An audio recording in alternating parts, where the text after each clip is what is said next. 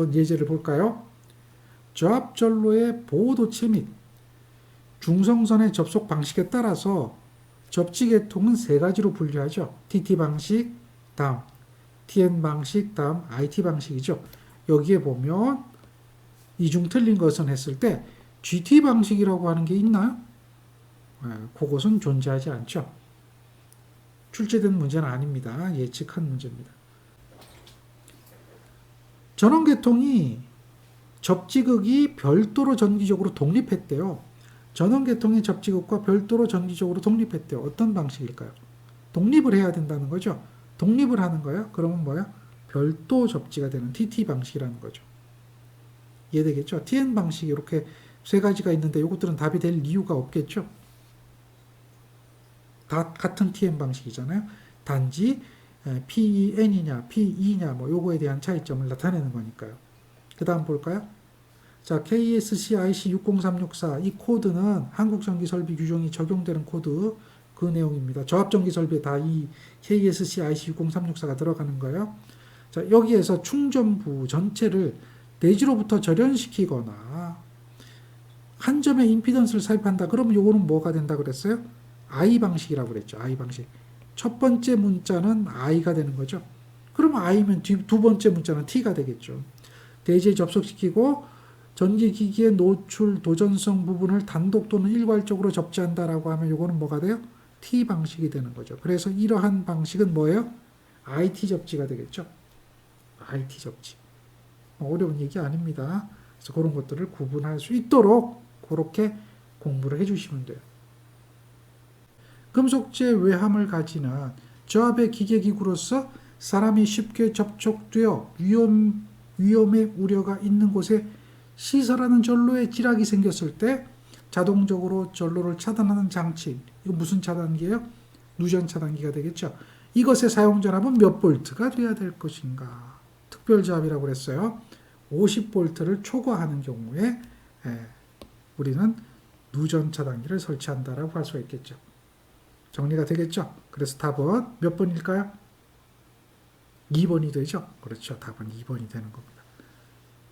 정리가 됐죠? 충분히 할 수 있겠죠? 예제 한번 볼까요?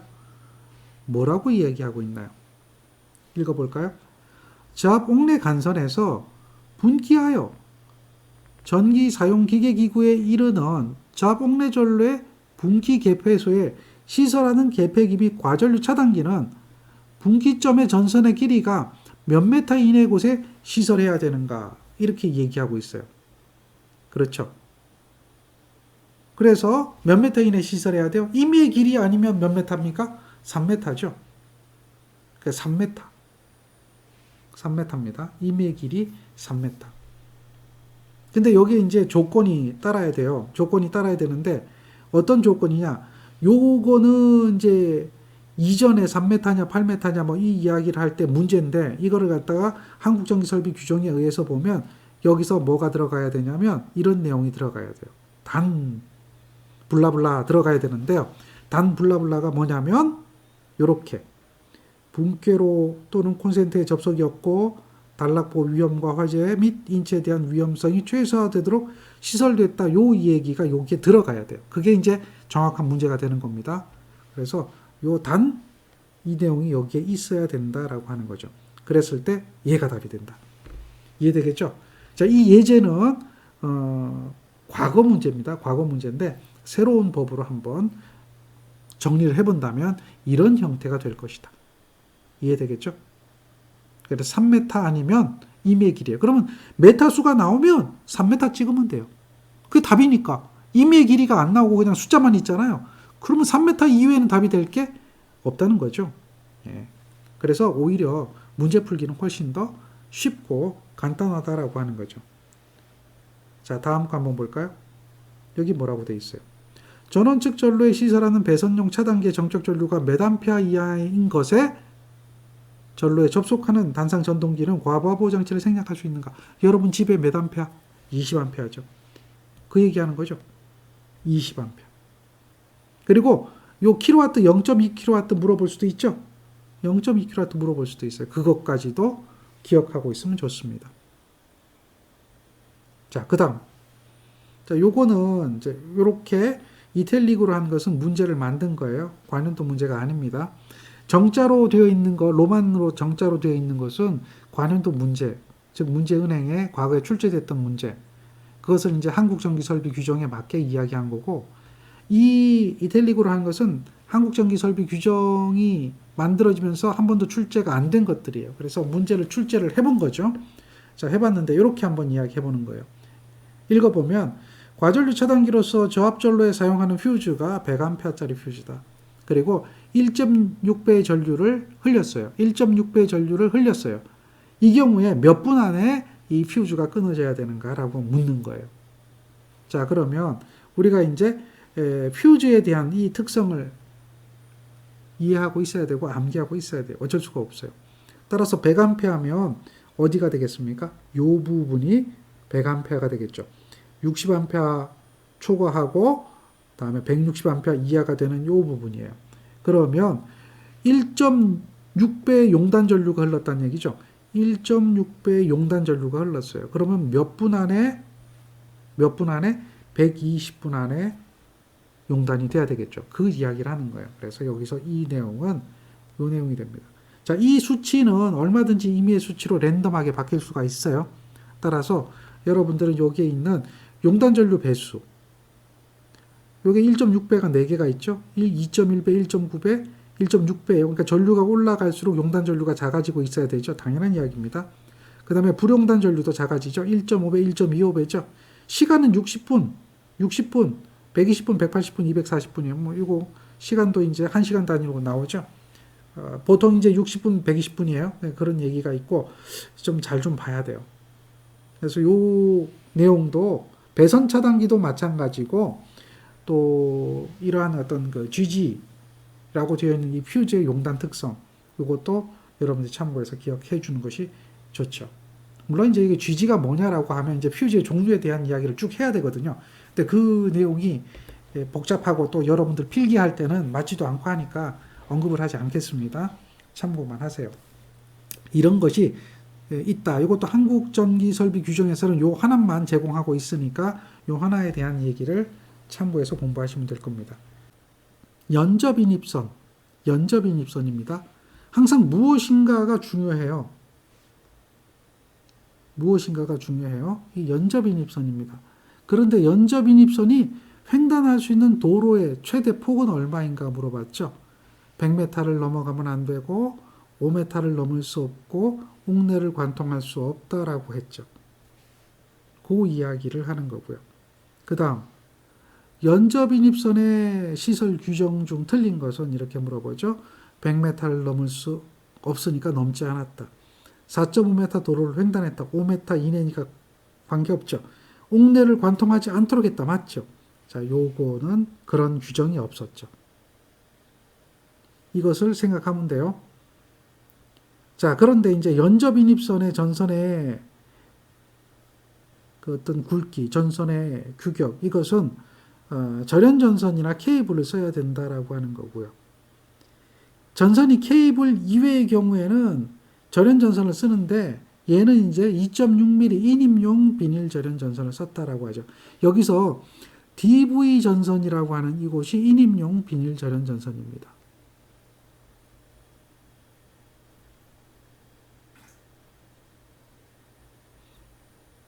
자, 요것을 쓰는데 요게 2.0mm가 아니라 2.6mm를 써야 돼요. 2.0mm가 아닙니다. 근데 이게 2.0mm가 사용되어지는 경우가 있어요. 2.0mm 이게 사용. 이거는 언제 사용이 되느냐라고 하는 거죠. 요거는 경간이 짧은 경우. 경간 15m 이내. 뭐 이하라 부를까요? 이렇게 해야 되겠죠? 그때는 2.0mm를 사용할 수가 있어요. 그래서 이 부분이 틀렸죠? 그럼 경간이 얼마입니까? 이 2.0 쓰려면 여기가 또 바뀌어야 되죠? 얘가 15m가 된다면 그리고 2.0mm라면 이게 맞는 이야기가 되는 거죠.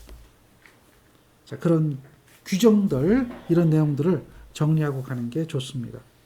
자, 예제 한번 더 볼까요? 저복측 배선을 시설하는 장소에 따라 시공할 때 적절치 못한 방법은 이렇게 묻습니다. 이거 전부 다 관연도 문제 있는 거예요. 단지 한국전기설비 규정으로 해설한 겁니다. 관연도에 모두 있던 문제들이다라고 하는 걸 생각하시면 돼요. 버스덕트 공사했어요. 합성 수지관 공사했어요. 금속 몰드 공사했어요. 애자 사용 공사했어요. 근데 금속으로 된 거, 이 금속으로 된 거는 목재 이외였죠. 목재 이외 건축물이잖아요. 이해되죠? 그렇게 이야기했단 말이에요. 그러니까 지금 금속인데 목조로 된 건축물에 시설했다. 이렇게 했으니까 잘못된 거를 찾으라는 이야기죠. 정리가 되죠? 목조 이외의 조형물, 목조 이외의 조형물, 여기에 시설하는 경우에 한한다라고 이야기하고 있습니다. 그 다음, 저압 옥상 전선로에 대한 설명으로 틀린 것은 이렇게 묻죠. 전선은 절연전선 썼습니다. 절연전선인데 2.6mm 경동선을 썼습니다. 맞죠? 전선과 옥상 전선로에 시설하는 조형제 사이의 이격거리는 얼마일까요? 이게 얼마였어요? 2m죠. 2m. 2m로 한다라고 하는 거 기억하죠? 그 다음에 요 2m가 케이블을 쓰면 1m가 된다. 전선은 상시 부는 바람에 의하여 식물에 접촉되지 않도록 시설한다라고 했죠. 그래서 답은 3번이 됩니다. 자, 예제를 한번 살펴보겠습니다. 자, 지금까지 배웠던 것들을 한번 잘 기억하면서 문제를 풀어보세요. 자, 시가지라고 하는 게 기억날 겁니다. 시가지는 이제 인가가 밀집된 지역이다라고 하는 거죠. 사람들이 많이 거주하는 지역이다. 거기에 가설되는 200볼트라고 하는 거죠. 저압입니다. 가공 절연 전선이다. 그때 굵기가 얼마여야 하는가라고 하는 거예요. 그랬을 때 이 굵기는 여러분들 얼마죠? 그렇죠. 2.6mm가 되어지고 있는 것을 알고 있습니다. 요거는 이제 200볼트라고 이야기했는데 우리가 앞서 배울 때 기준이 얼마였어요? 400볼트죠. 400볼트 미만인 거, 미만은 400볼트를 포함하지 않아요. 이하라고 하면 포함하는 겁니다. 미만인 거, 그 다음에 400볼트 이상, 400볼트 이상 하면 400볼트는 400볼트 이상에 포함되는 거죠. 초과하면 400볼트 포함되지 않는 거예요. 이렇게 되어질 때 구분해가지고 얘는 얼마죠? 400볼트 미만일 때는 2.6mm 절연전선 쓴다. 2.6mm 절연전선에 인장하중은 딱 정해져 있어요. 2.3kN. 이거는 세트로 가는 거니까 이것들은 뭐 그냥 그대로 정리하고 기억하고 있어야 돼요. 다음에 400볼트 이상이 될 때는 우리가 기억할 때 어떻게 기억했냐면 두 가지로 정리를 했었죠. 어떤 거요? 얘가 전압이 높아지니까 위험하죠. 위험하니까 두 가지로 구분해요. 시가지에 시설할 거냐, 시가지 외에 시설할 거냐 이렇게 구분하죠. 시가지에 시설하면은 이때 전선의 굵기는 5.0mm 이상이 돼야 되는 거죠. 그 다음에 시가지 외에는 4.0mm 이상이 되는 거죠. 이렇게 구분하는 겁니다. 그래서 이 내용을 저압절연전선의 굵기라고 하는 거죠. 저압절연전선의 굵기에 기억하는 겁니다. 자, 그런데 여기서 이제 한 가지 더 추가해서 이렇게 보면 이렇게 이야기해 볼 수가 있어요. 절연전선을 지금 이야기하잖아요. 이것들은 다 뭐예요? 절연전선. 절연전선이라고 하는 것은 나전선이 아닌 거예요. 피복이 되어 있는 전선인데 절연전선이 아니다라고 하면 별도로 규정을 하고 있어요. 지금 이 문제에서 보면 용어들이 많이 나와 있잖아요. 어떤 용어냐면 시가지라고 하는 용어, 전압이라고 하는 용어, 절연전선이라고 하는 용어 이거 다 물어보거든요. 그러니까 이게 절연전선이에요. 그것이 아닌 경우도 생각을 해야 돼요. 그래서 공부할 때 이제 그거 아닌 것까지 고려하면 뭐라고 하냐면 나전선, 절연전선 이외니까 나전선의 경우에는 얘는 얼마가 된다? 3.2mm. 절연전선 이외니까요. 자, 이외의 경우에 그렇게 된다라고 하는 거고 또 하나 추가해보는 것은 앞에서 배웠던 거 그냥 정리하는 거예요. 얘가 앞으로 배울 거지만 특구압에 관한 얘기도 있다. 특구압. 특구압 요거에 대한 전선의 굵기는 얼마냐? 특구압은 연선을 사용하죠. 그래서 이 연선의 굵기는 22mm 제곱의 연선을 사용한다. 이렇게 되어 있죠. 요 내용들로 참고해서 자꾸 정리하고 적어보고 문제를 통해서 용어가 어떤 것을 이야기하는가를 살펴보는 게 바람직한 공부 방법이다라고 하는 거죠. 자, 여기서도 한번 보세요. 뭐라고 얘기하고 있는가? 문제가 이야기하고 있는 것들을 잘 판단해야 돼요. 시가지라고 이야기하고 있죠. 전압은 300V 이하라고 하고 있어요. 저압 가공 전선로의 도로에 따라서 시설하는 겁니다. 이 경우 지표상 최저 높이는, 자, 이거 높이 이야기 해드렸죠. 그렇죠. 근데 이제 따라 시설하는 경우 요건데, 이거를 횡단하는 경우하고는 구분해야 돼요. 횡단하는 경우. 횡단하는 경우는 도로를 가로질러 가는 거고, 따라 시설한다 그러면 이제 무슨 이야기냐면, 여기 도로가 이렇게 있어요. 이게 도로입니다. 도로에 뭐 차선이 있고 중앙선도 있고 하는데, 대략 뭐 이렇게 차선이 있다라고 가정을 하면요. 따라 시설한다라고 했을 때는 전주를 이렇게 가는 걸 따라 시설이죠. 전선이 보통 우리가 이제 이렇게 따라 시설하죠. 이렇게 시설하는 것은 따라 시설한다.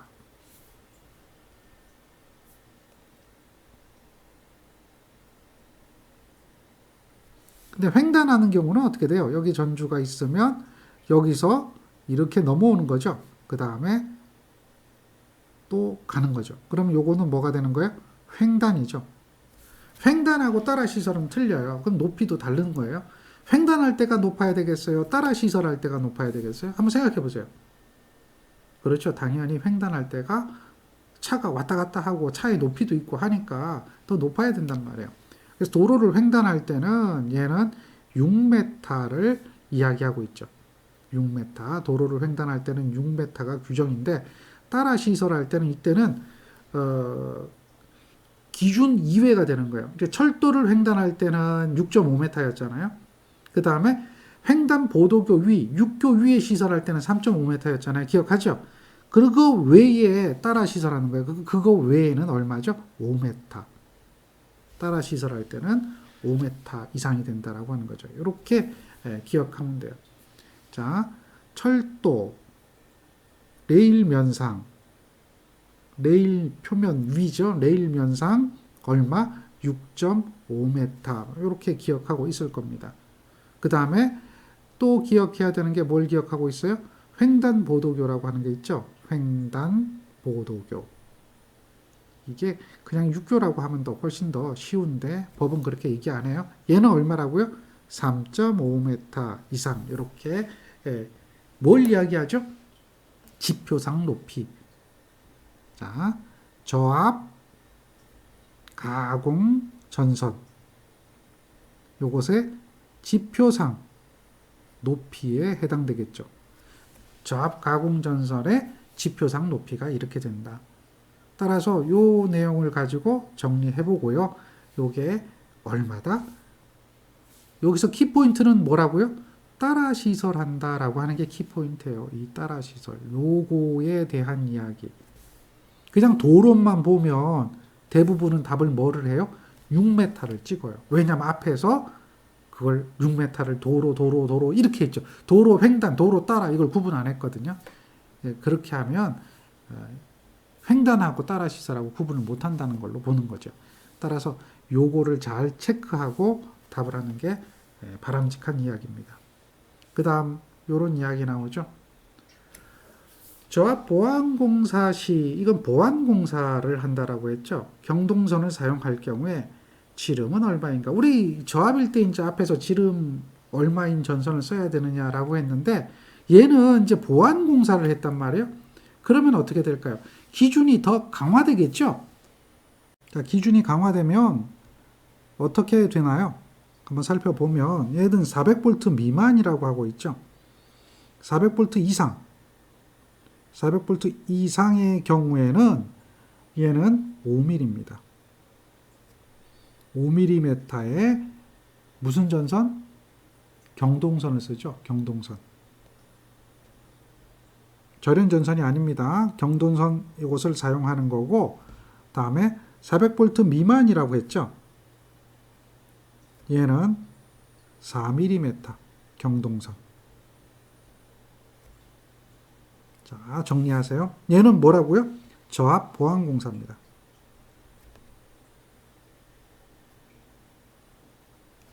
이해되죠? 예, 요 내용을 정리하고 있어야 돼요. 원래 굵기 2.6mm보다는 훨씬 더 굵은 전선을 사용해서 기준을 강화해서 안전성을 높이는 것을 보안공사라고 한다. 기억하셔야 됩니다. 자, 그 다음 이야기인데요. 그 다음 이야기는 요 이야기죠. 여기 한번 볼까요? 자, 뭐라고 되어 있습니까? 전화선이라고 이야기하네요. 저압 가공 전선을 전화선에, 그래서 이거는 뭐예요? 가공 약전류 전선이죠. 가공 약전류 전선에 접근하여 시설하는 경우 이격거리를 이야기하는 거예요. 저압 가공 전선이 가공 약전류 전선하고 이격했을 때 이격거리는 얼마죠? 특별한 조건이 없죠. 그럼 일반적인 경우예요. 특별한 조건이 없으면 일반적인 경우다라고 하는 거죠. 그때는 60cm. 60cm입니다. 그리고 케이블인 경우는 얼마죠? 0.3이 되는 경우죠. 요 이야기는 여러분들이 따로 하나씩 그때 정리를 하시면 돼요. 이해되죠? 예. 고압일 때는 어떻게 될까요? 얘는 이제 저압이었잖아요. 저압. 고압일 때는 얘는 0.8이 되고 케이블인 경우는 얼마가 되죠? 절반. 대부분이 절반이죠. 그러니까 절반인데 뭐 전부 다는 아니에요. 모두 한꺼번에 그러면 얼마나 좋을까요? 근데 그때 좀 다르니까 참고하시기 바랍니다. 이거는 이제 고압일 때는 이와 같다라고 하는 거죠. 역시 일반입니다. 일반이고 얘는 뭐예요? 고압. 가공 약전류 전선하고 고압하고에 대한 이격거리. 이렇게 이야기하면 돼요. 고압하고 저압. 각각의 이격거리가 있다라고 하는 거 기억하면 됩니다. 자, 정리를 하세요. 자, 그 다음에 문제를 또 한번 보면 어떤 내용이 있냐면 앞에 배운 거 그대로 나옵니다. 농사용 전선로의 경관을 물어보죠. 농사용 전선로의 경관은 얼마일까요? 라고 하죠. 얼마입니까? 30m. 군내 전선로의 경관, 농사용 전선로의 경관, 이런 것들 기억하고 있으면 돼요. 어려운 얘기 아닙니다.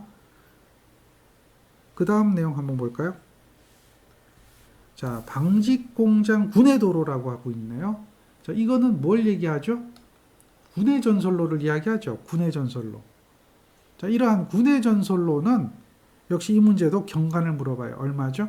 경관 30이죠. 경관 30. 군내 전선로는 경관이 30이 된다라고 하는 거죠. 예제 한번 볼까요? 저봉내 배선의 전선의 굵기는 연동선으로 할 때 원칙적으로 얼마여야 되는가? 계속 이야기했었죠. 얼마라고요? 2.5.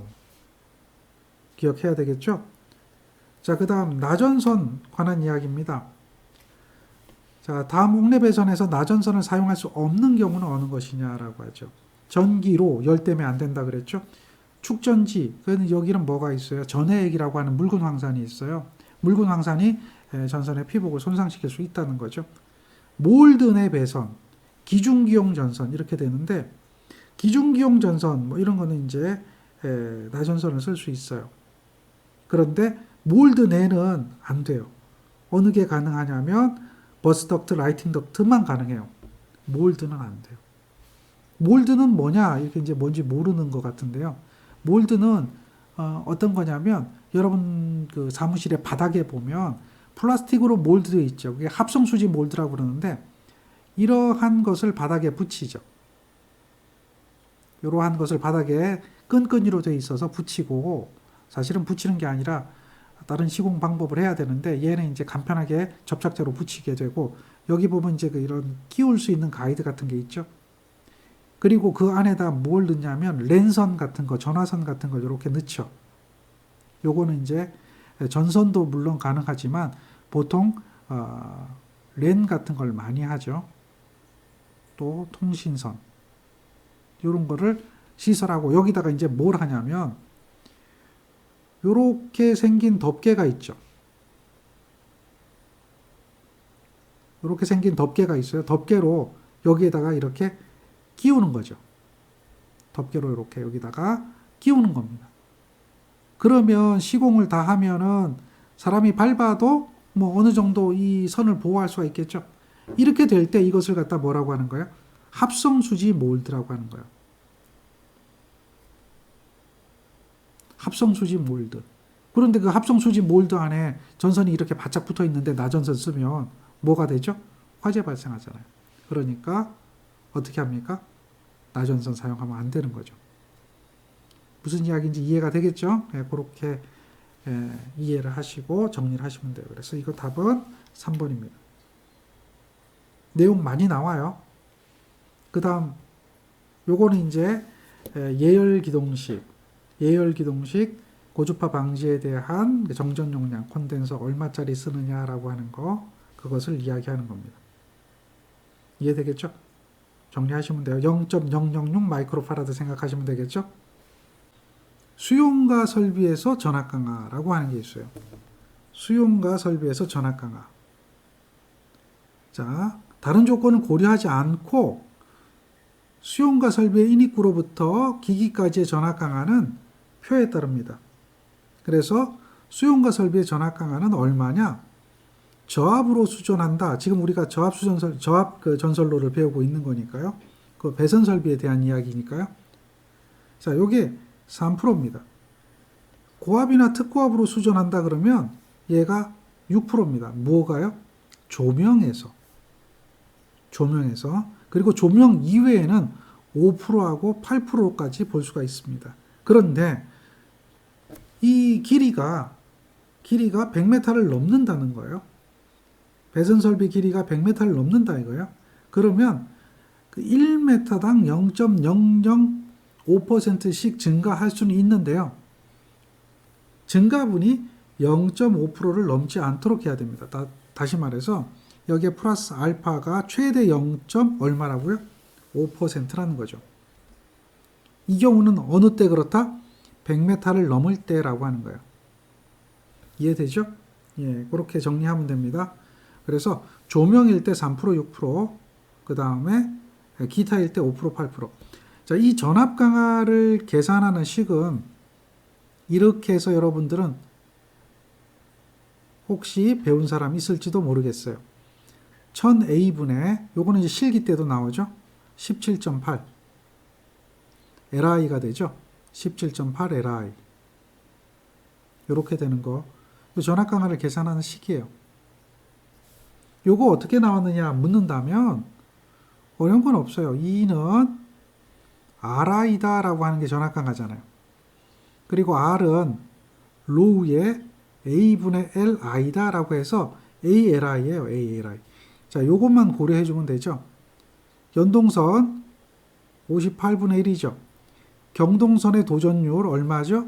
97%로 보죠. 이렇게 하는 겁니다. 그래서 고유저항 고려하고요. 그 다음에 여기에 뭘 곱했어요? A분의 LI가 되죠. 이걸 계산하면 얼마가 나오냐면 요게 0.0178 뭐 이렇게 나오나요? A분의 LI 이렇게 나오죠. 그래서 이 값이 어떻게 되죠? 너무 작잖아요. 그러니까 얘를 분자 분모에다 1000배를 해주는 거죠.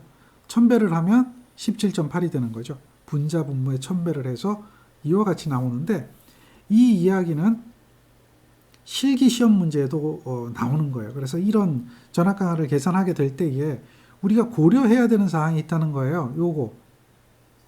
요게 뭐죠? 고려해야 되는 사항인데 그게 뭡니까? 요게 선로 길이잖아요. 그러니까 이 길이가 100m를 넘으면 전압 강화가 더 증가될 수밖에 없는 거고, 그때의 기준은, 그 전압 강화의 기준은 이것을 초과해서는 안 된다라고 하는 겁니다. 그것을 설명하고 있는 내용이죠. 자, 전압 강화에 대한 규정입니다. 요거는 변경된 규정이에요. 과거하고는 좀 다릅니다.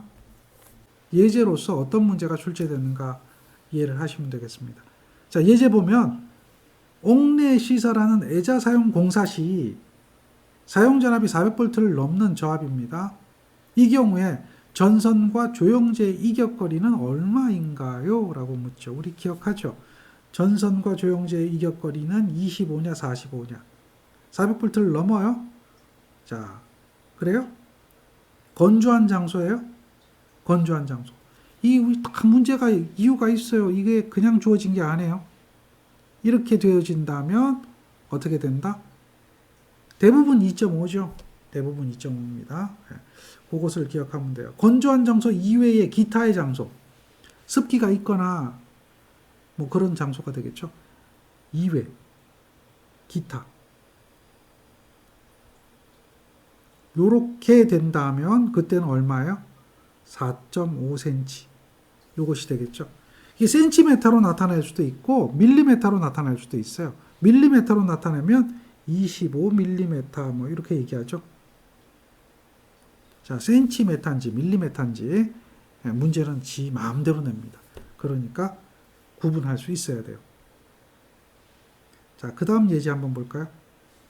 요거는 합성수지 몰드 공사에 대한 이야기입니다. 시설 방법으로 틀린 것이 아니라 옳은 것입니다. 우리는 틀린 것을 묻는지 옳은 것을 묻는지 항상 구분해 줘야 돼요. 이해되겠죠? 그거 잘 기억해 줘야 돼요.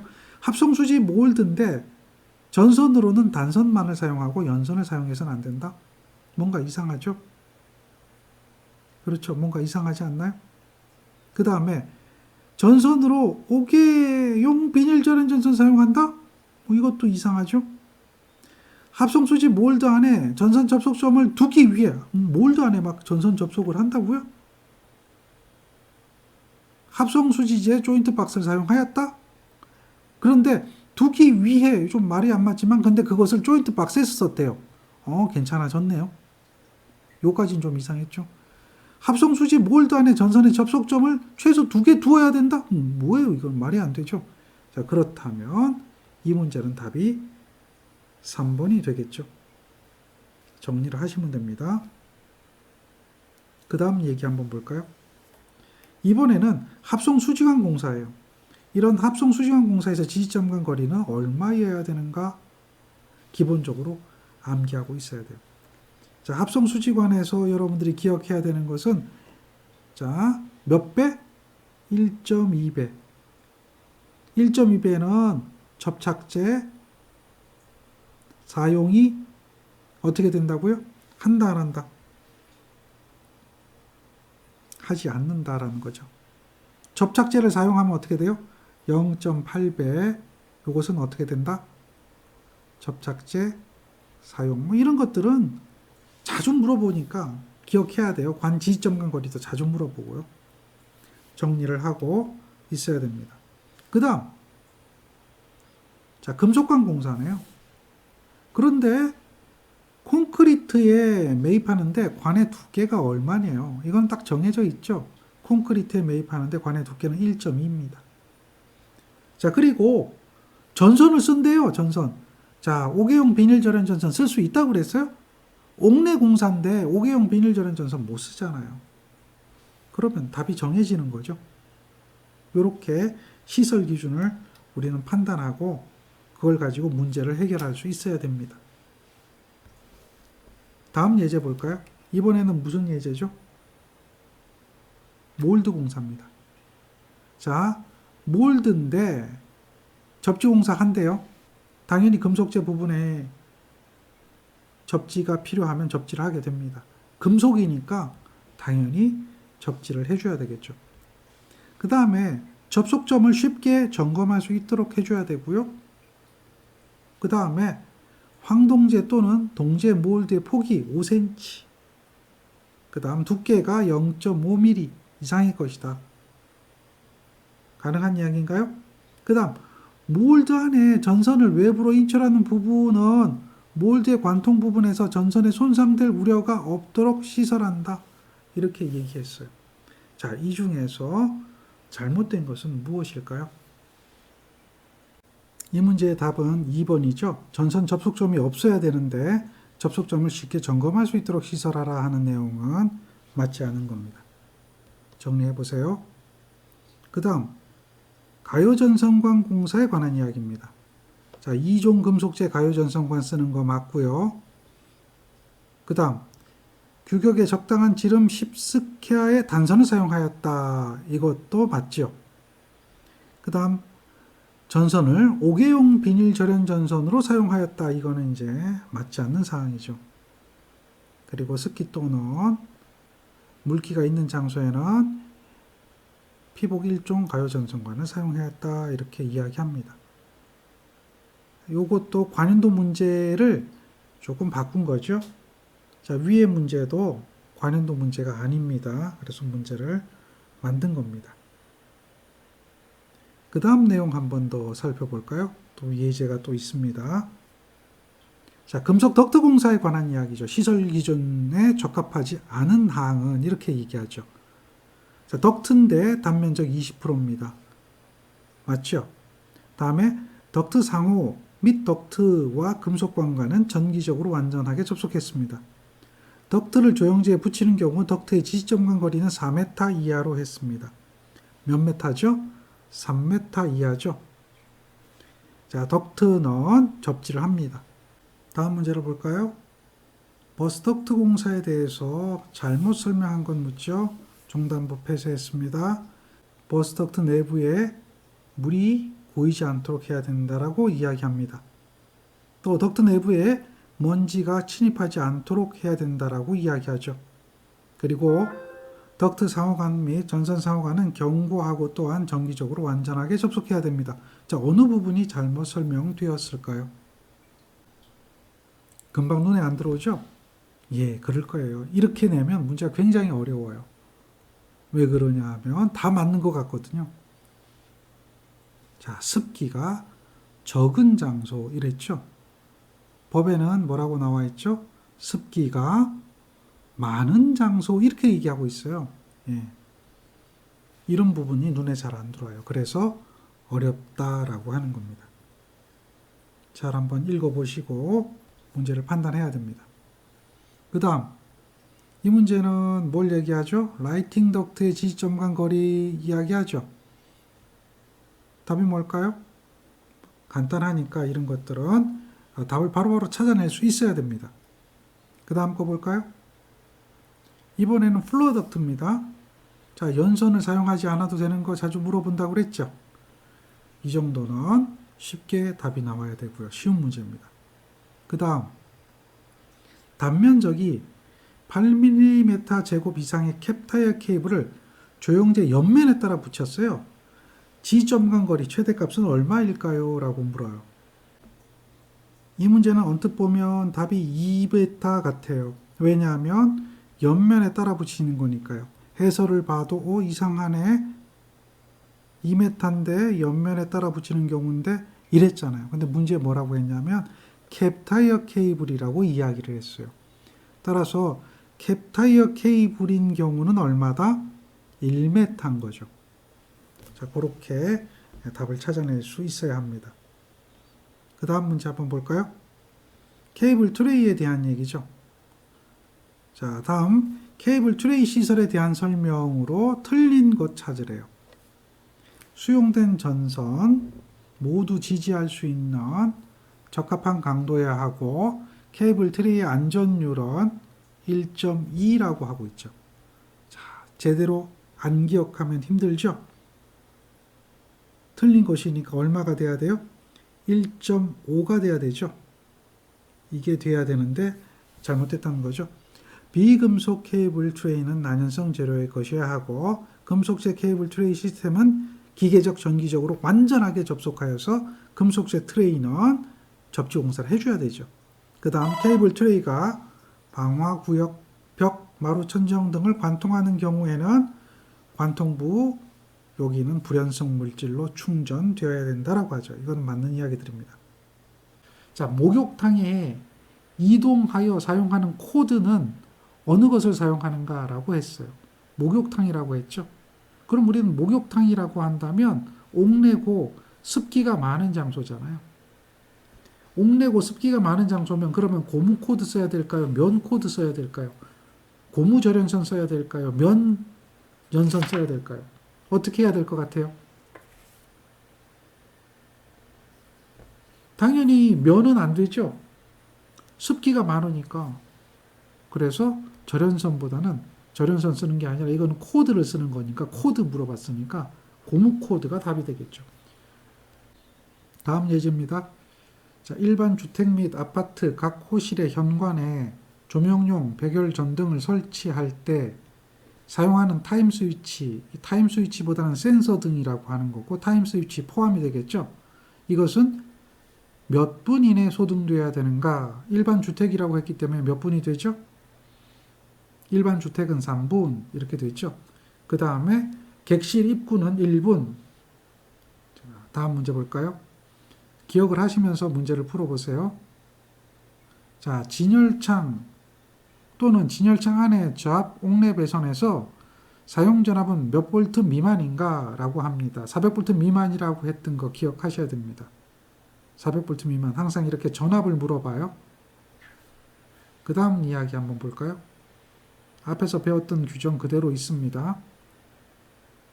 5개의 백열전등 인하선으로 애자공사를 노출된 장소에 시설하는 경우 지표상 높이는 얼마가 돼야 되는가? 라고 하죠. 자, 5개의 백열등의 인하선 공사는 4가지 공사가 있었죠. 어떤 거였죠? 애자공사, 금속관 공사, 합성 수지관 공사, 케이블 공사 이렇게 4가지가 있었어요. 그런데 애자공사만큼은 조건이 주어졌죠. 지표상 2m 이상의 높이에 노출된 장소에 시설한 경우에 한한다. 한한다라고 하는 것은 무슨 뜻이죠? 그때만 한다라는 이야기죠. 그래서 애자공사를 할 때는 2m 이상의 높이다라고 하는 거죠. 자, 정리가 되겠죠. 그 다음 옥내 시설하는 관등 회로의 사용 전압이 1000V 이하의 방전관을 전개된 장소에 시설하는 경우에 외함을 가연성 조형제로부터 몇 cm 이상 이격해야 되는가? 요거 우리는 0.01m라고 배웠거든요. 0.01m. 그러니까 몇 cm? 1cm 이렇게 되겠죠. 10mm 0.01m 기억하시죠? 자, 그 규정을 이야기하는 거예요. 조금 전에 이야기했던 거죠. 그러니까 문제가 나오면 이렇게 문제로 기억하는 게 편합니다. 법으로 기억하는 건 어렵거든요. 그래서 문제를 많이 풀어보고 문제로 기억하시는 게 좋습니다. 그 다음 여기 한번 볼까요? 옥내에 네온 방전등 공사에서 전선의 지지점간 거리는 몇 메타 이하로 시설해야 되는가? 지지점간 거리예요. 이거는 몇 메타 이하로 해야 되죠? 1m죠, 1m. 네, 1m 이하로 해줘야 된다. 기억하고요.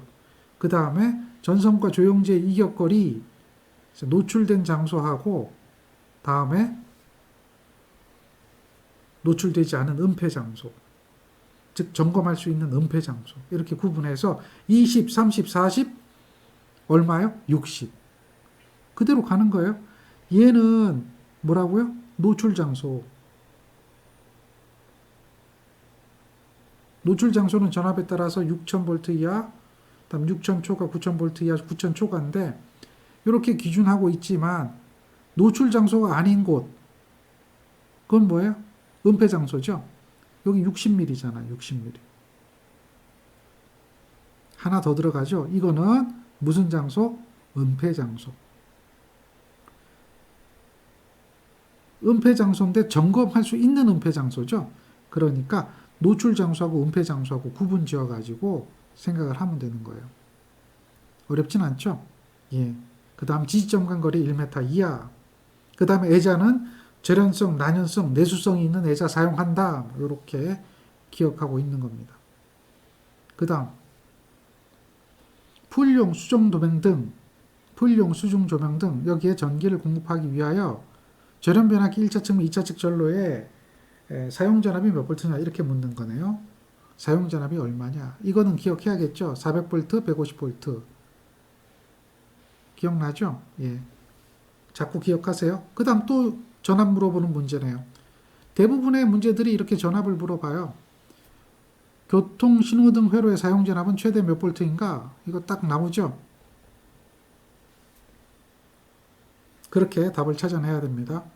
그 다음 인하선의 지표상 높이도 우리 기억하고 있죠? 접지한다는 것도 알고 있죠? 뭐 그런 정도.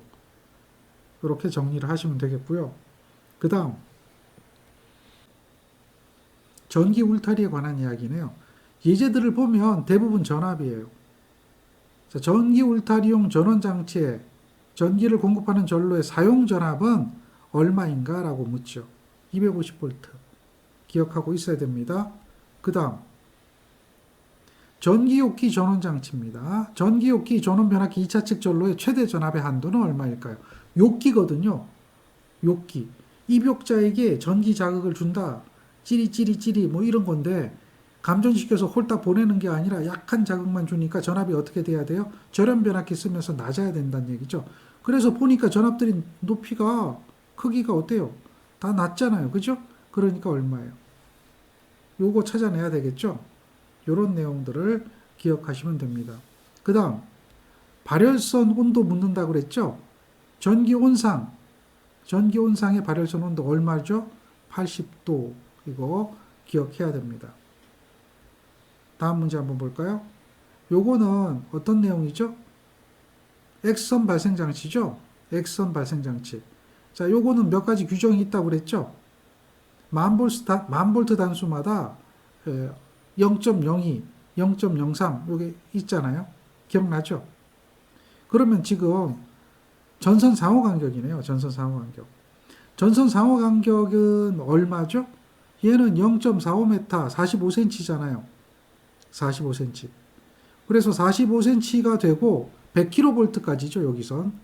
얘가 100kV까지는 45cm가 되고 나머지는 1000V 단수마다. 그러니까 얘가 전압이 15.4잖아요. 1000V는 10이죠. 그러니 얘는 5.4가 나오죠. 얘는 단수로 얘기하면 6이 되는 겁니다. 단수를 이야기할 때는 무조건 어떻게 해야 되냐면 소수점은 절상을 해요. 0.1도 1로 보는 거죠. 이렇게 되고 거기에 이제 가산을 해야 되잖아요. 얼마를 가산합니까? 0.03이에요. 그래서 가산치는 기준이 45cm가 되고 0.45가 되고 거기에 더하기 6이잖아요. 단수가 0.03m 이렇게 되는 거예요. 자, 따라서 이걸 계산하면 얼마 나올까요? 63 나오나요? 0.63? 요걸 찾아낼 수가 있죠. 따라서 답은 2번이 되는 겁니다. 그 다음 문제 한번 볼까요?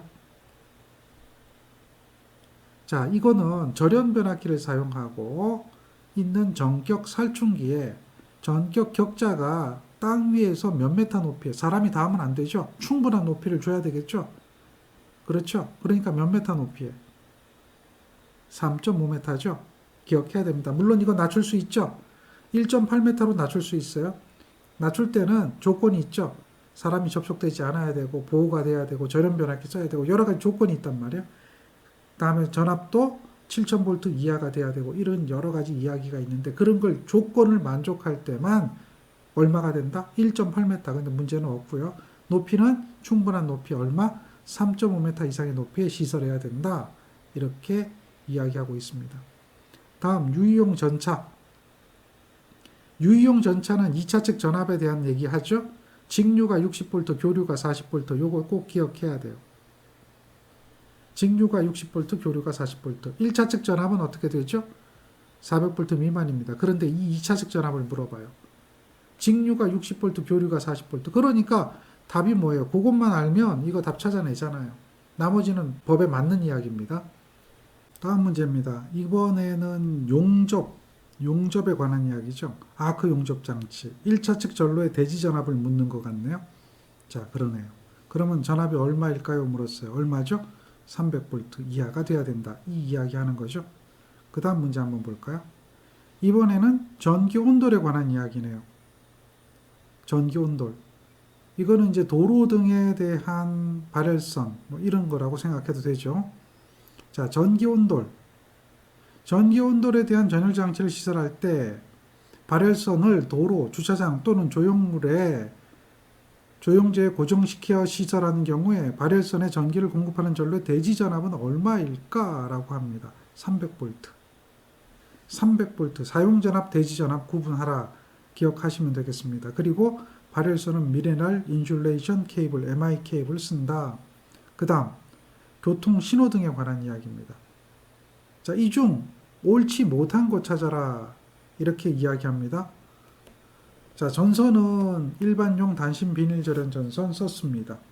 그 다음 신호등의 인화선은 지표상 높이가 얼마일까요? 라고 했을 때 2.5m라고 하고 있습니다.